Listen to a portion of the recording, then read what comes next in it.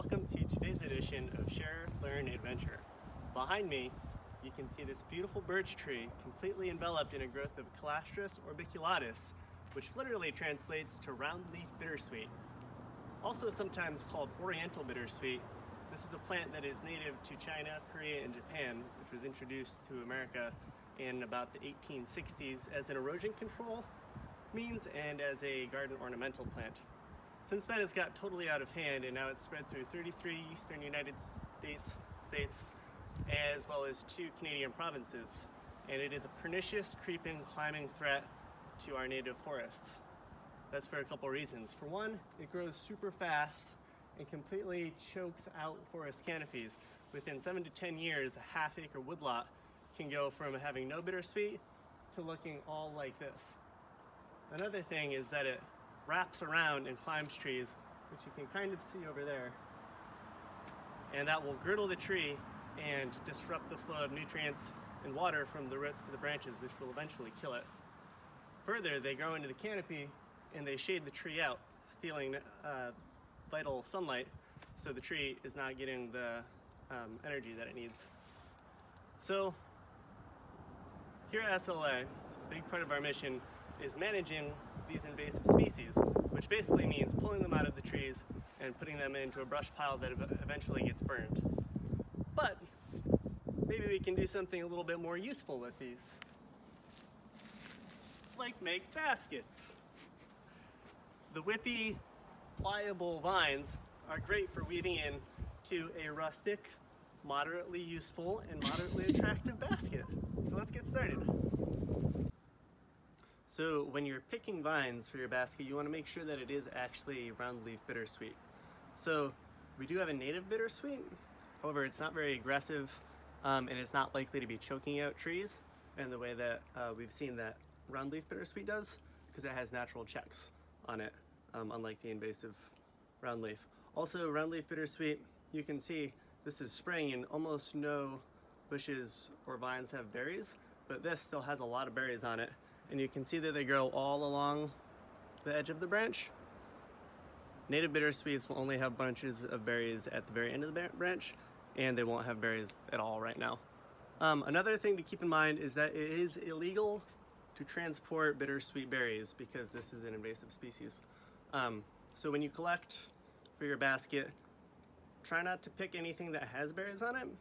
And if you do, you want to leave them on site.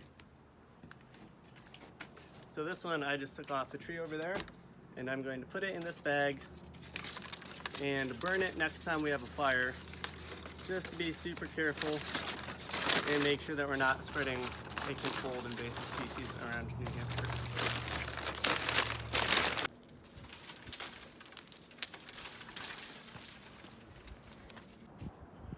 So now that you've collected yourself a whole mess of bittersweet, what you're gonna have to do is clean it up so that you can actually turn it into a basket. This part you can do out in the woods while you're collecting. For one thing, you don't want to move those berries around because this is an invasive species and those berries hang on for a long time. It's one of the things that helps make this so good at spreading is that those berries are hanging on through the winter and through the spring, and so late leaving birds in the fall. It's one of the last food sources that they have. So they eat those berries and spread them around. You don't want to be spreading berries, so do this out in the woods, and also you're going to put them in a bucket, which makes it a lot easier to carry. So what you're looking for is a nice, pliable, supple, kind of smaller whip-like branch, and you're going to take off the edge pieces, those hang-around branches, and then you just have this nice, bendy, whippy piece, and then keep these other littler ones, because those are going to be even easier to work with. And then you can use these really small ends to actually, better piece, you can use stuff like this to make what's called cordage, and cordage is going to help you keep a loose hold on your sanity when you're actually putting the basket back together, because it will tie those big pieces that want to go flopping around together.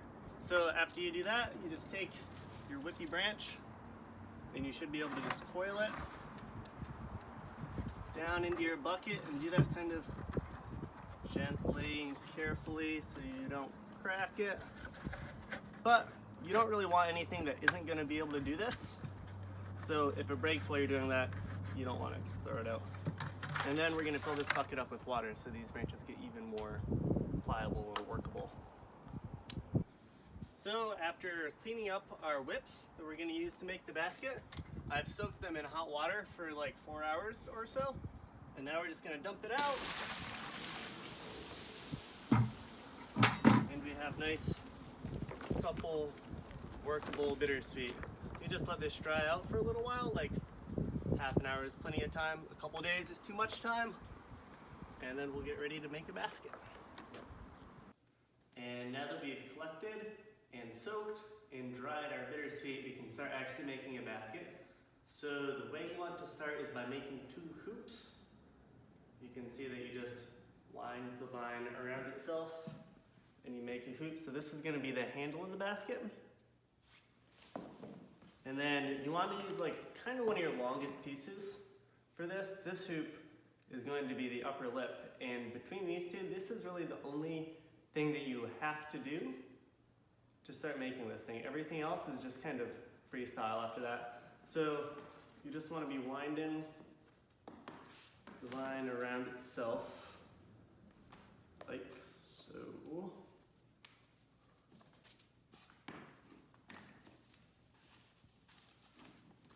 And you can see it's pretty nice and bendy and workable right now because of all that soaking it's done. It's not really cracking. It's easy to work. I'm not really worried about breaking it at this point. And so after you've done like 1 revolution and got it all worked around, you still want to have this tail on it. Just gonna back that off a little. You want to have this tail on it because now you're going to take this hoop and put it through here, and then you're going to keep going around, but you're going to try to incorporate the edges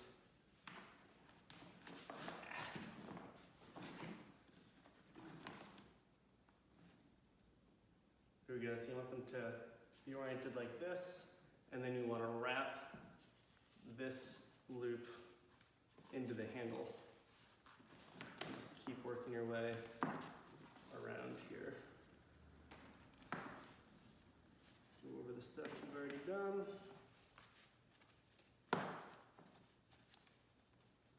And then when you get around to this side,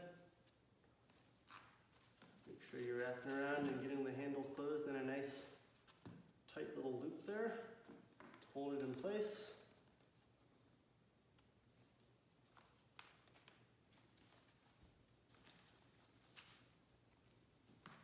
And then once you get back to here and you want to end this, you can, this is where, you know how I said that cordage would keep you a little bit sane while you're doing this.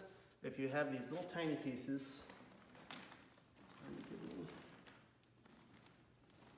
you can take one of these little pieces and go ahead and just wrap it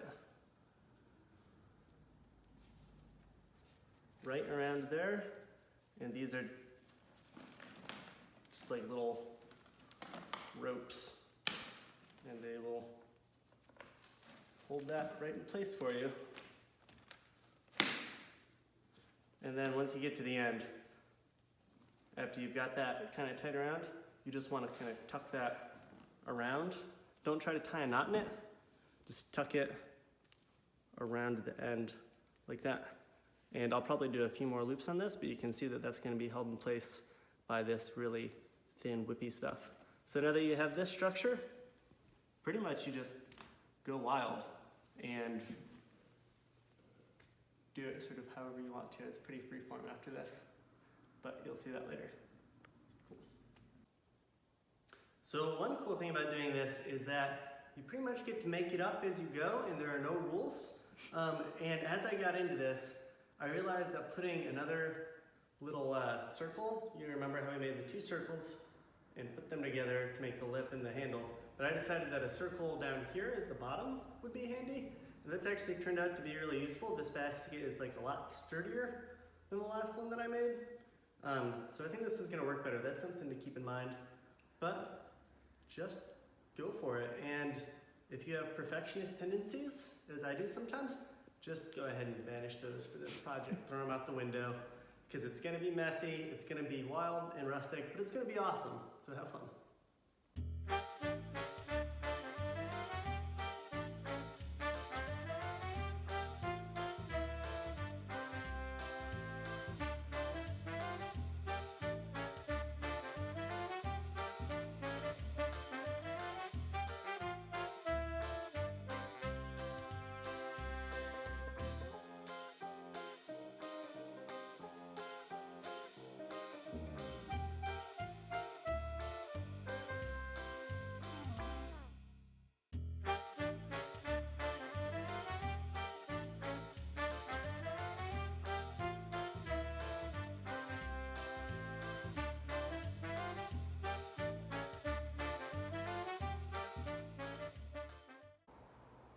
So after harvesting, snipping, soaking, and actually doing the weaving, here's our finished product. Feel free to fill yours in a little bit more. I personally like kind of this open, rustic look, and it's pretty sturdy. You'll definitely see me flaunt this thing at farmers markets this summer. Carry vegetables and bread and stuff in there. One thing I did learn is that if you decide that you want to maybe come back the next day and patch things up a little bit and do a little bit of extra work, you better keep your whips soaking overnight, because I didn't do that, and I came back today and they were all brittle and pretty much unworkable. So this is what I've got. And that's all I have for you today, folks. Goodbye and good luck.